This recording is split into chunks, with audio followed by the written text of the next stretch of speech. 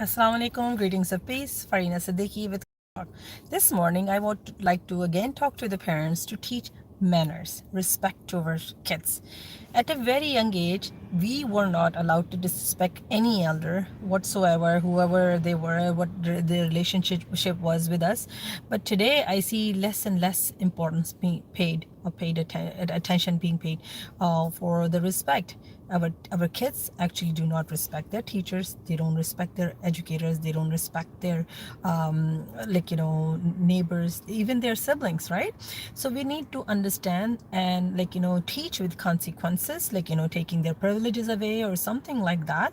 That works. You know what works for your child, right? So at a very young age, teach them to respect any elder, because when people lose respect for older generation, or they lose respect for knowledge or authority, they lose respect for everything.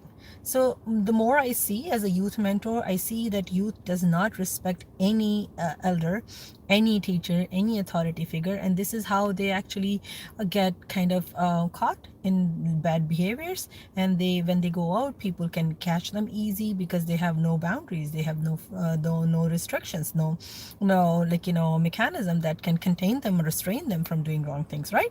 So it's very important that parents teach that, and please have these kind of conversations at your coffee table, at your breakfast table, or at your dinner table, to teach respect. Whoever is an elder should be respected, either it's a sibling, parents, educators, teachers. And don't let your child think that if you're paying the teacher, if you're paying a hefty amount to teacher, they can say whatever they want, the teacher is their servant and everything. This is the kind of mentality that I am seeing increasingly in our youth. Please try to discourage that.